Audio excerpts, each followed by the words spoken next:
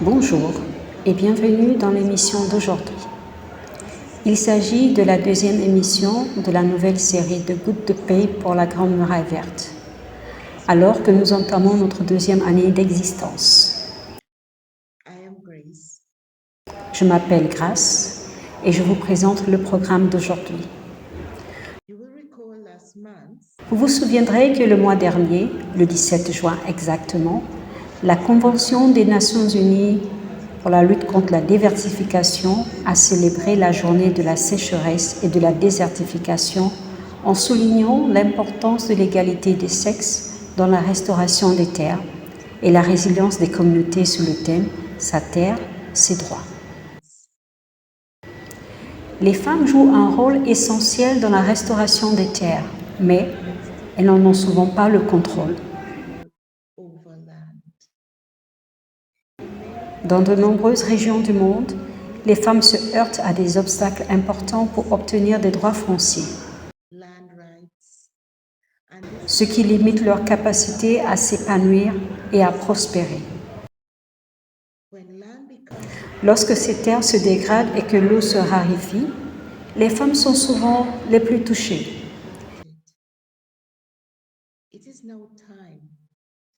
Il est temps que les femmes et les filles soient à l'avant-garde des efforts mondiaux de restauration des terres et de la résistance à la sécheresse. Il s'agit là du meilleur investissement pour l'avenir de l'humanité.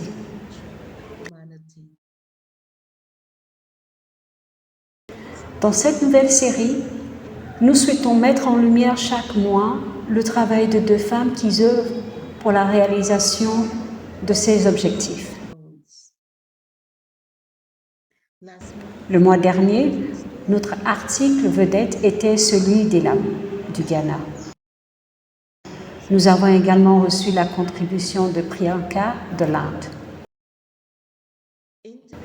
Dans l'émission d'aujourd'hui, nous vous montrerons comment une femme incroyable, Yin Zhuzhen, a réussi à transformer le désert de Moussouz en un parc écologique florissant qui regorge de biodiversité. Elle a planté plus de 3 millions d'arbres et plantes indigènes, dont au moins 1000 espèces différentes, en utilisant des techniques ingénieuses pour faire reverdir le désert.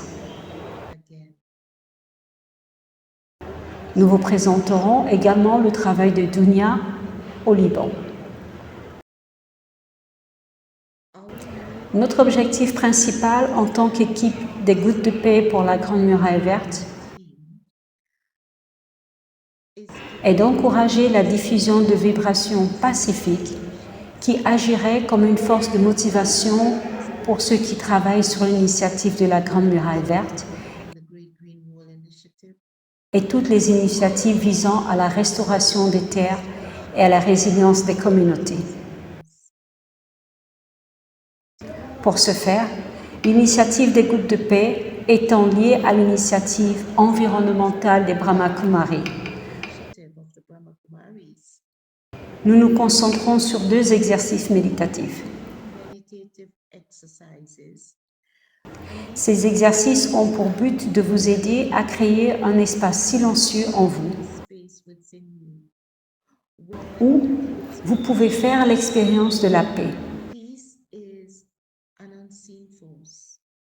La paix est une force invisible, une vibration énergétique qui rayonne vers l'extérieur en créant une atmosphère non seulement de paix, mais aussi d'espoir, de bonne volonté. Je vous encourage donc à profiter de ce programme.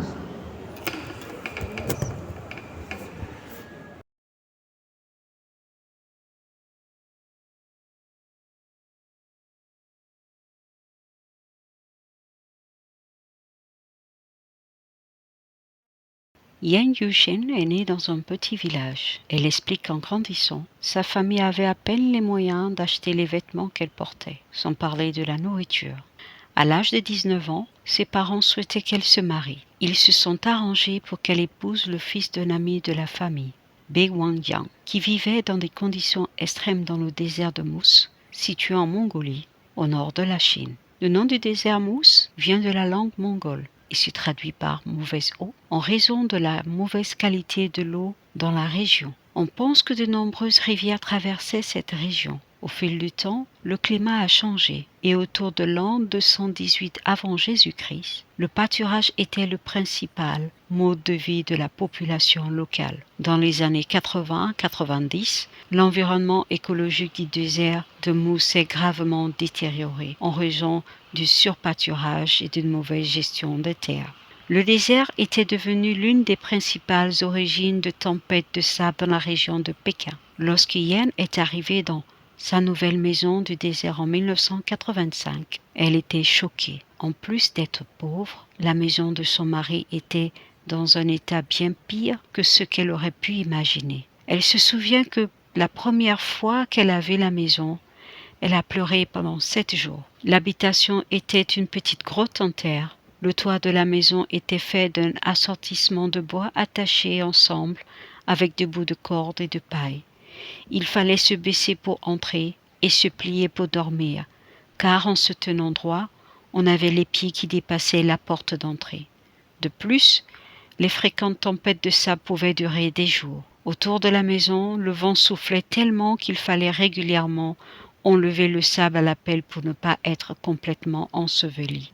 Yen raconte que les tempêtes de sable étaient si violentes que le sable sortait par les yeux, les oreilles, le nez et formait un tas dans la main. Enfant, Yen était énergétique, très sociable et une leader parmi les autres enfants. Soudain, elle s'est retrouvée entourée d'un désert aride avec un nouveau mari qui, selon elle, ne parle pas beaucoup. Elle se sentait désespérément seule. Au cours des 40 premiers jours de sa vie, elle dit ne pas avoir vu un autre être humain. Et la première fois qu'elle l'a vu, elle était tellement privée de contact humain qu'elle a couru vers l'homme, ce qui a fini par l'effrayer. Le désert de Mousse était si désertique parce qu'il s'agit d'un environnement stérile. Il est considéré comme un désert froid avec une température moyenne comprise entre 6 et 8 degrés Celsius. Les précipitations annuelles moyennes se situaient entre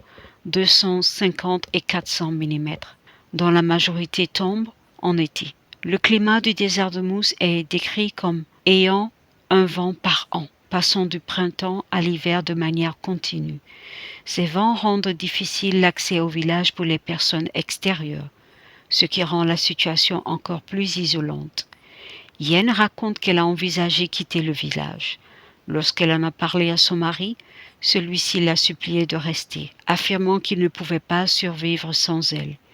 Yen a même songé à mettre fin à ses jours. Finalement, elle a décidé de rester, mais toujours frustrée par ses conditions de vie. Alors Yen a pris une décision cruciale qui changea sa vie à jamais. Elle a décidé qu'elle préfère s'épuiser à planter des arbres pour lutter contre le désert plutôt que d'être battue par l'environnement. Elle ne savait rien des arbres. Comme elle ne savait ni lire ni écrire et qu'elle n'avait personne pour la conseiller, l'apprentissage s'est fait par des essais et erreurs. Elle a commencé par planter quelques arbres à l'extérieur de leur grotte et son mari Bing a soutenu le projet. Il a commencé à travailler ailleurs pour gagner un peu d'argent et tout a servi à acheter des plantes. Ils ont dû mendier de la nourriture pour s'en sortir. Malgré cela, Yen s'occupait des arbres du mieux qu'elle pouvait. Elle les nourrissait avec l'eau de leur puits. Elle portait l'eau sur son dos à travers les dunes de sable dans les conditions difficiles. Lorsque les tempêtes de sable déracinaient les jeunes plantes, elle essayait de les replanter.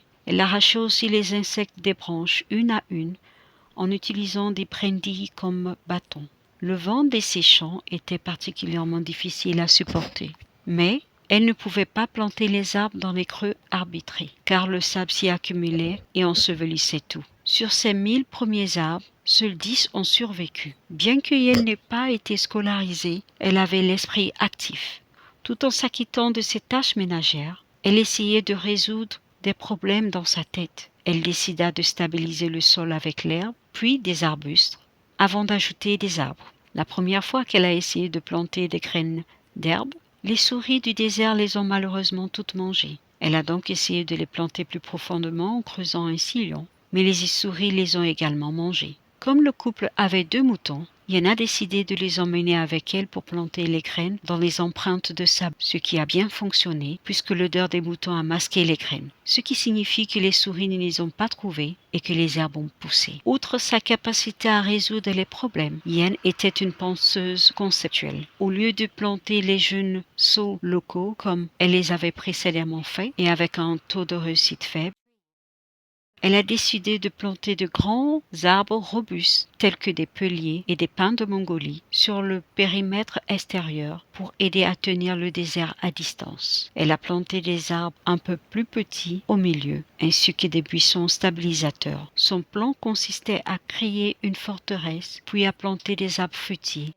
et des cultures pour protéger le centre où ils vivent. Au bout de 10 ans, le travail acharné de Yen a commencé à porter ses fruits, car dans cette partie de la Chine, ceux qui plantent des arbres dans un désert ont le droit d'utiliser la terre. Yen vivait à la frontière de la bannière Yuzin et de la province de Shanghai et avait planté des arbres dans les 2 districts. Des hommes d'affaires et des politiciens de Shanghai ont découvert les arbres et ont payé des bureaucrates locaux pour retirer une partie de ces terres. Elle ne pouvait pas les combattre directement. Un parent éloigné, mais lui a suggéré de contacter les médias. Yen ne savait peut-être pas lire, mais elle s'exprimait avec aisance et assurance. Les journalistes de tout le pays sont venus découvrir son histoire. Finalement, elle a récupéré la plupart des terres sur lesquelles elle avait travaillé. Vers l'an 2000, le gouvernement a commencé à reconnaître de manière officielle ce qu'elle faisait. Il a même commencé à intégrer ces techniques dans ses programmes de reboisement à grande échelle, en plantant des pins de Mongolie résistants et en utilisant des sillons en damier pour planter les graines, tout comme Yen l'avait fait pour planter ses semis. Aujourd'hui, cette pauvre mendiante qui vivait dans un désert aride contrôle 700 000 hectares de terre. Le gouvernement central la considère comme une travailleuse modèle et lui a décerné de nombreuses récompenses. Elle a même été l'une des porteuses de la flamme des Jeux olympiques de Pékin en 2008. On dit qu'il y a 5 héros en Chine et elle en fait partie. Son surnom, sans ironie, est citoyenne modèle. Au niveau international, son travail de réhabilitation du désert a été récompensé par des prix environnementaux et elle a également été nommée pour le prix Nobel de la paix en 2005. Chaque année, à l'occasion de la journée de la Terre qui coïncide avec l'anniversaire de Yen, le 22 avril, un certain nombre de directeurs généraux chinois viennent planter généreusement des arbres pendant une matinée. Ils paient ensuite l'entretien des arbres pour l'année. Yen et son mari ne vivent plus dans une hutte en terre. Le gouvernement a pavé 8 kilomètres de route jusqu'à chez elle et lui a construit une petite maison avec des poutres de toit provenant de l'une de ses premières peuliers. Il y a également plusieurs dépendances, dont un musée, un restaurant, à la cuisine raffinée et même un grand hôtel où les visiteurs peuvent séjourner. Leurs maisons et leurs stations écologiques sont entourées de 3 millions d'arbres qu'ils ont plantés autour des 30 dernières années, créant ainsi d'innombrables oasis de buissons et d'arbres sur une surface de 40 km². Yan et son mari ont également planté plus de 100 espèces différentes de buissons et d'arbres sur leur terre qui poussait autrefois le mieux, développant ainsi une méthode très efficace pour lutter contre le sable dans ces zones. Yen est aujourd'hui une experte très respectée en matière de reverdissement du désert. Le couple vit de la vente de ses nombreuses cultures, pommes de terre, carottes, mil, maïs, raisins et pastèques. Ils ont également des poiriers, des pêchers et des abricotiers. Avec les bénéfices de leur ferme, ils embauchent des travailleurs pour les aider à planter encore plus d'arbres. Yen incite également les villages voisins à planter des arbres pour lutter ensemble contre la désertification. Son histoire a également motivé de nombreux paysans et bergers de toute la Chine à se joindre à elle pour reverdir le désert. Yen dit que cela prend beaucoup de temps. Un jour, la rosée arrive, puis la pluie, pas violente, pas fréquente, mais visible. Puis, les abeilles, les oiseaux et les papillons suivent. Yen est heureuse que son travail acharné ait permis à ses enfants de ne pas souffrir. Même après avoir fait une fausse couche, en tombant alors qu'elle transportait des arbres de la ville au désert. Yen dit que pour rester motivée, elle a créé une chanson qu'elle se chantait à elle-même pour traverser les périodes difficiles. 我种花了一棵树，绿油成一片，月谷水草。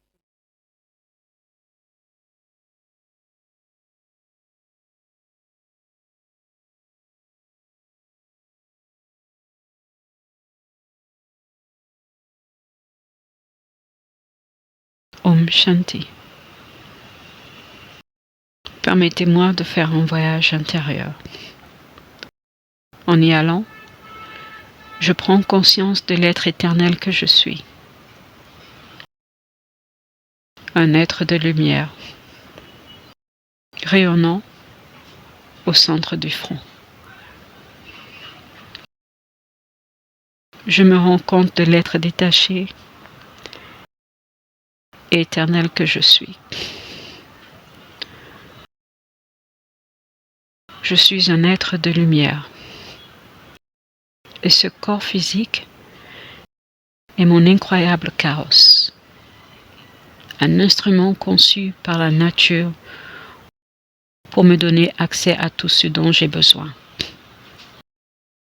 Pour communiquer, pour être en contact avec le monde extérieur. Il me permet aussi de partager mes pensées, sentiments que je garde en moi.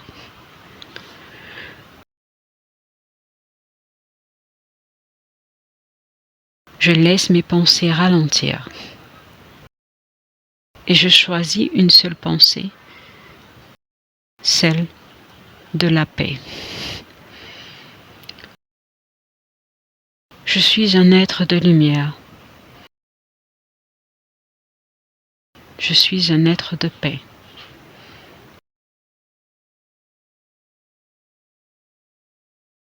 Et je me connecte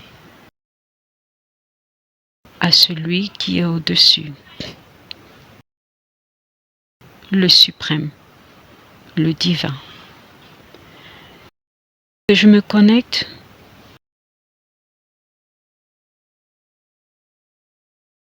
je ressens la chaleur, l'amour, la joie de me connecter au Père éternel. Mais, maintenant,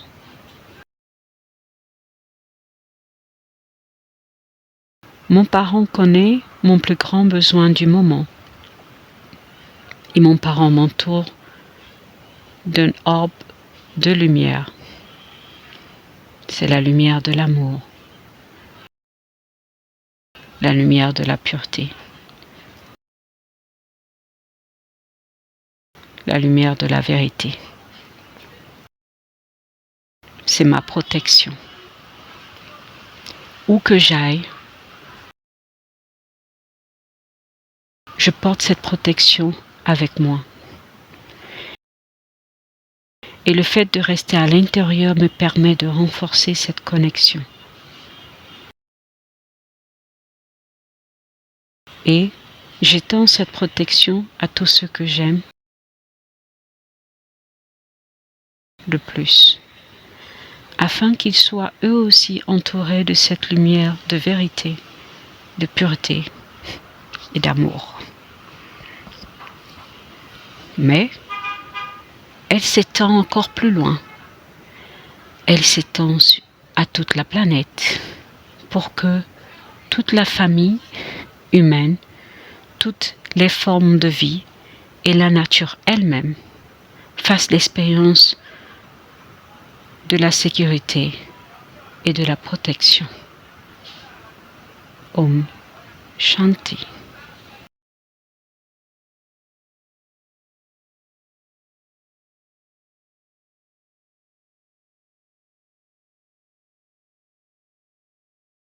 Je suis Dunia Kouri, fondatrice et présidente de l'Association des femmes d'El Halma Il s'agit d'une terre sèche. Vous pouvez voir à quel point elle est sèche. Mais lorsque les femmes obtiennent le droit à la terre, celle-ci devient une zone verte où nous avons planté environ 2000 arbres fruitiers, environ 12 000 plantes différentes, des plantes médicinales et vertes. C'est ainsi que nous avons construit notre centre rural de développement, où nous menons toutes nos activités, le renforcement des capacités des femmes et où nous développons nos projets de tourisme rural, où nous pratiquons l'agrotourisme et nous avons plusieurs types de tourisme religieux nationaux. Voilà ce que les femmes peuvent faire lorsqu'elles obtiennent les droits sur la terre. Ce terrain a été donné par la municipalité d'El Halma à l'association des femmes d'El Halma. Voilà ce que les femmes peuvent faire lorsqu'elles obtiennent des droits à la terre.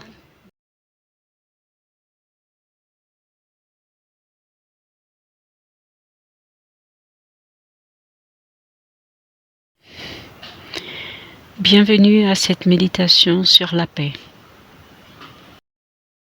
Où que je sois, je me positionne de manière très confortable sur toutes les parties de mon corps. Je relâche complètement la tension. J'inspire profondément et j'expire doucement en relâchant toute tension. Je me détends complètement. Je suis maintenant attentif à ma respiration. Je ressens le léger mouvement de mon abdomen lorsque j'inspire et que j'expire. Le léger mouvement de l'air dans mes narines.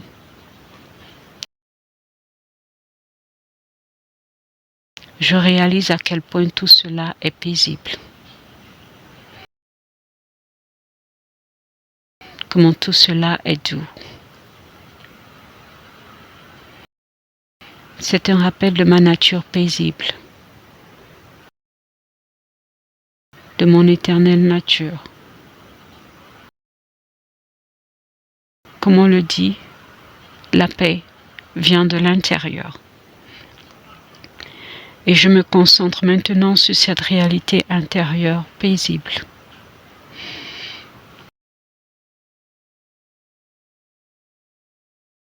L'espace de silence intérieur paisible. Et j'absorbe et je me concentre sur cette réalité.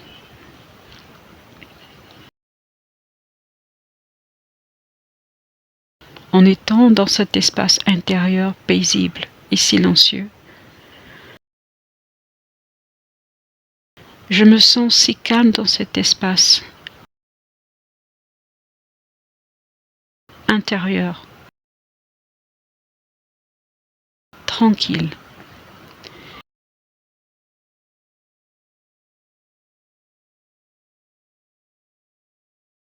Et tandis que je me stabilise ici, je réalise que je suis éveillé, pleinement conscient.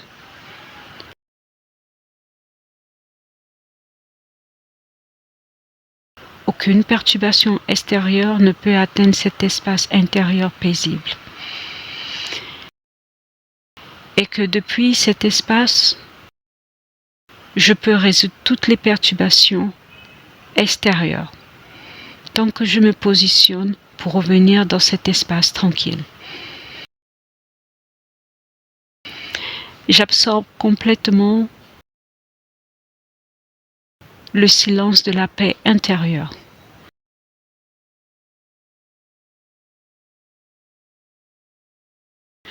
Et je me souviens maintenant qu'en ce moment, la paix est une nécessité. Le monde a besoin de la paix. Je laisse doucement l'énergie de la paix intérieure s'écouler vers l'extérieur comme de belles, paisibles vibration.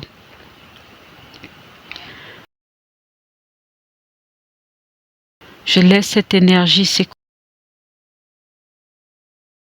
vers le Sahel, vers l'Afrique et vers le monde. Plus je le fais, plus je me sens à l'aise. Et je ressens aussi le soutien de la source universelle qui est une paix illimitée. Je tourne doucement mon regard vers le haut, vers cette étoile, cet être radieux semblable à une étoile. Je ressens tant d'amitié, une connexion naturelle.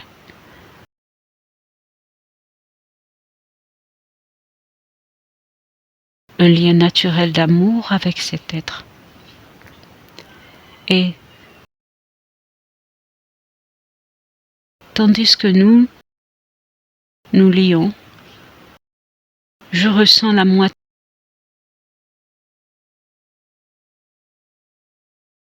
de la vibration de la paix de cet ami stellaire. C'est comme un rayon laser de lumière et de force paisible que j'absorbe profondément dans mon espace intérieur silencieuse et calmement. Et je deviens totalement paisible, totalement silencieux. Et tandis que j'absorbe cette énergie de paix, mon ami stellaire de l'au-delà, je répands également cette énergie de paix à l'extérieur. Je diffuse également cette énergie de paix au Sahel, au reste de l'Afrique, dans le monde et au-delà. Je laisse couler cette paix illimitée de la source de paix,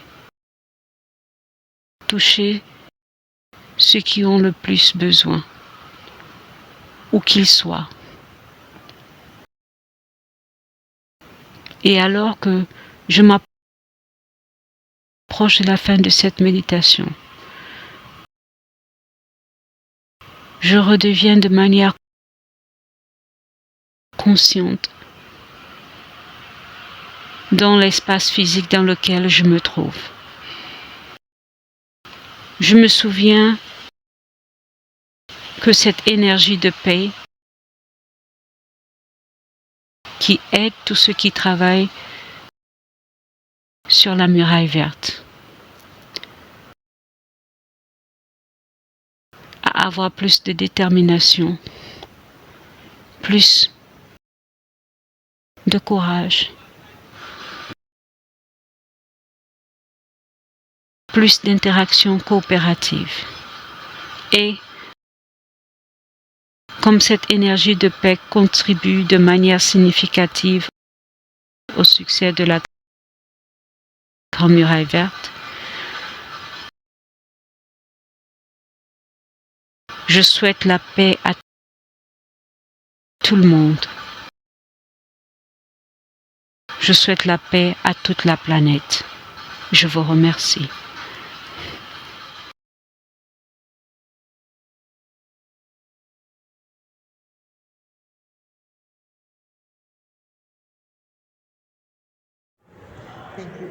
Merci à tous d'avoir pris le temps de participer au programme aujourd'hui.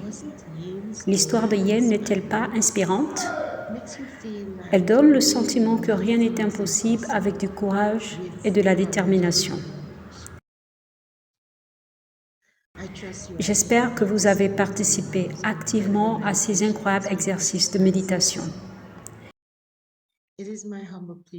Je vous invite humblement à prendre quelques minutes chaque jour pour entrer dans votre espace intérieur silencieux et expérimenter la paix d'un état intérieur calme. En vous connectant à cette paix et à la source suprême de la paix, tout en rayonnant la paix dans l'atmosphère, en se répandant dans le Sahel, en Afrique et dans le monde entier. Jusqu'au mois prochain, je vous souhaite une vie pleine de vibrations émanantes de paix. Merci. Au revoir.